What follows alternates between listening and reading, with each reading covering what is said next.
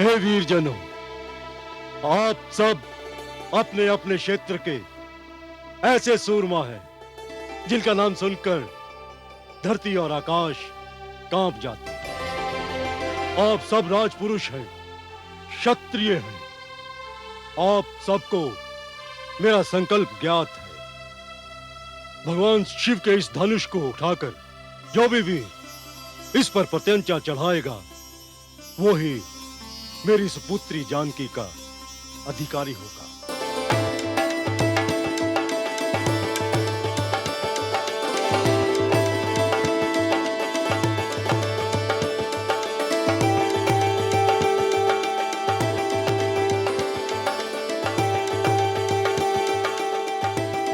आज ही समय है अपनी शक्ति के प्रदर्शन करने का। आज ही समय है अपने क्षत्रिय तत्व दिखाने का। तो अब मैं स्वयंवर समारोह के शुभ आरंभ की घोषणा करता हूं।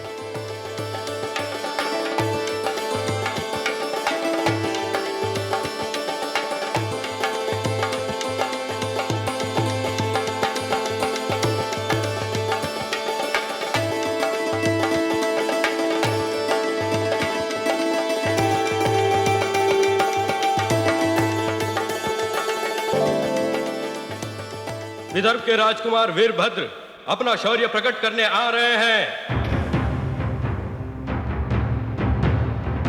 ठहर जाओ।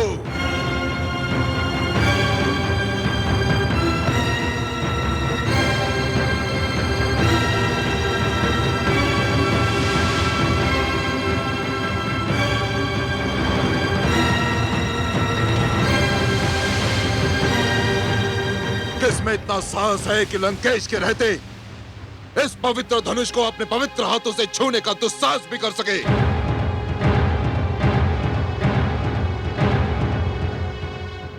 इस शिव धनुष को उठाने और इस पर प्रत्यंचा चढ़ाने का प्रथम और अंतिम अधिकार मात्र एकमात्र लंकापति कैकसी पुत्र रावण को है और किसी को नहीं।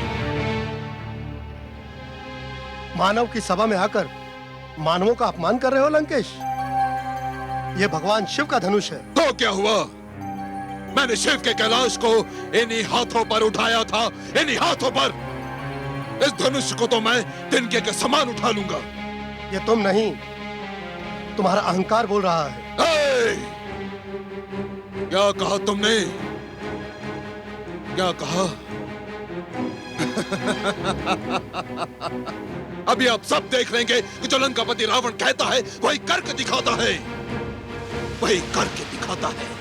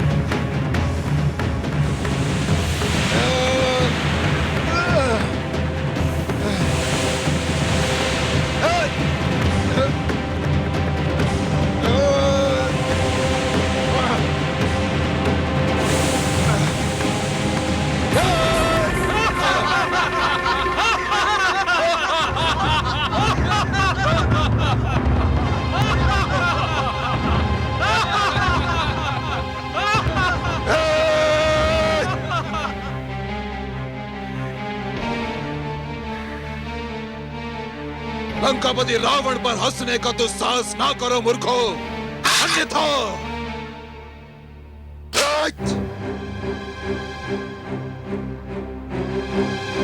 जिस शिव धनुष को लंकापति रावण नहीं उठा सका, उसे संसार में कोई नहीं उठा सकता। मिथिला नरेश जनक, मुझे आपसे सहानुभूति है। अशुभ बोलने के लिए क्षमा चाहता हूं, परंतु अब आपकी पुत्री सीता जीवन भर अविवाहित रहेगी, बिन ब्याही रहेगी।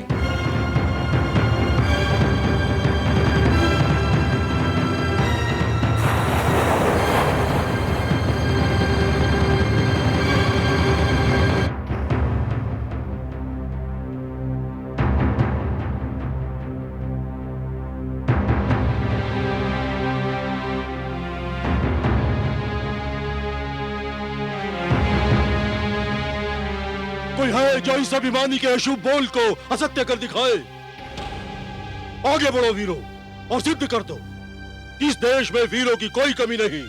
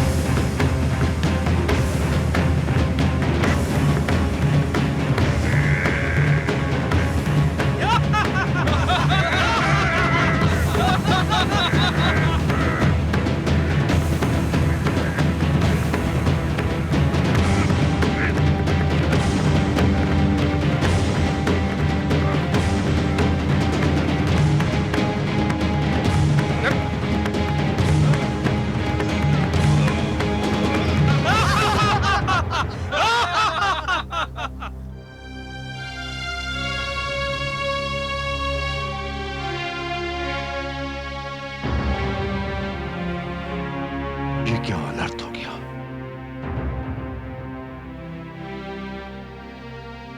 क्या मेरी पुत्री सीता, मेरी नयन तारा जीवन भर अविवाहित रह जाएगी? यदि मुझे ज्ञात होता तो मैं ये संकल्प ही न लेता।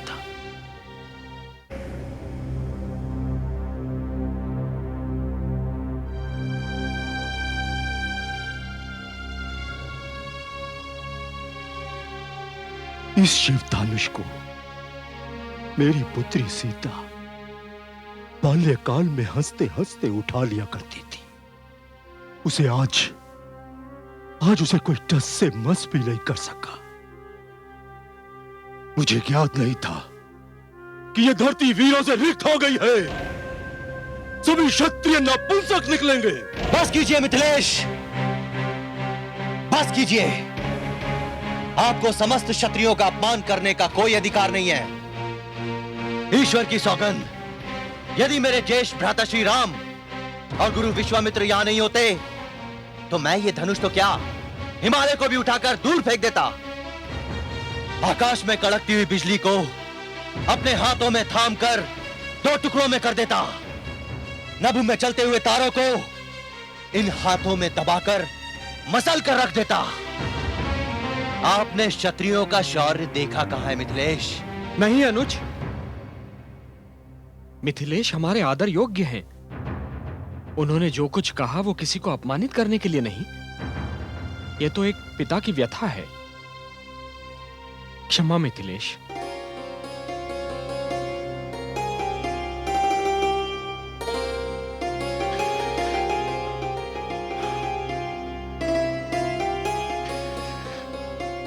शिष्य राम, मेरे लिए मिथिलेश का दुख असहनीय हो रहा है। जाओ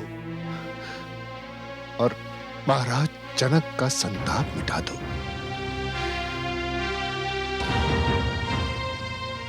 ये मेरा आदेश है। उठाओ धनुष और उसकी प्रत्यंचा चढ़ा दो।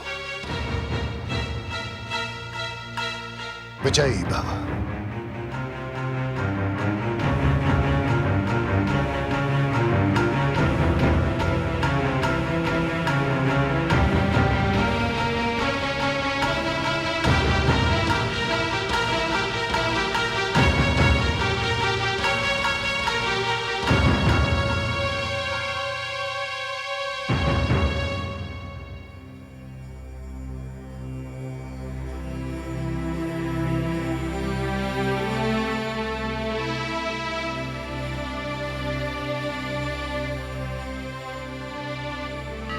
हे उमा महेश्वर, गुरु का आदेश सर्वोपरि होता है, उसका पालन करने की शक्ति दीजिए भगवान। मैं आपके चरणों में आवाहन करता हूं कि मेरे मन की अन्य सारी इच्छाओं, आकांक्षाओं को त्यागने में मेरी सहायता कीजिए। हे हि गौरी शपिनाकपाणे शशांकमौले वृषभाधिरूढ़ देवाधिदेवेश महेश नित्यं ग्रहाण पूजां भगवन् नमस्ते।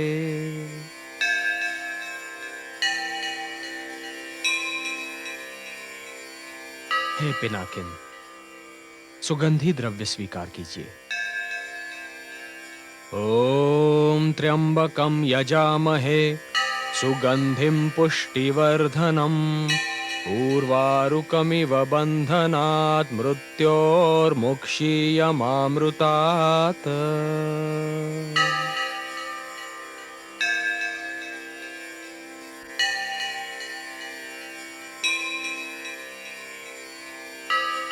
नीराजनं निर्मलदीप्तिमद्भिर्दीपाङ्कुरैरुज्ज्वलमुच्छ्रितैश्च घण्टानिनादेन समर्पयामि मृत्युञ्जयाय त्रिपुरान्तकाय।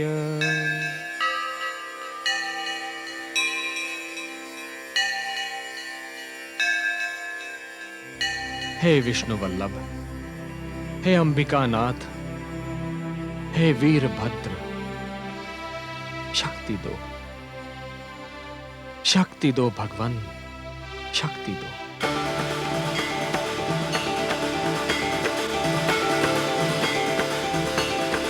ओम नमः पार्वती पतये हर हर महादेव।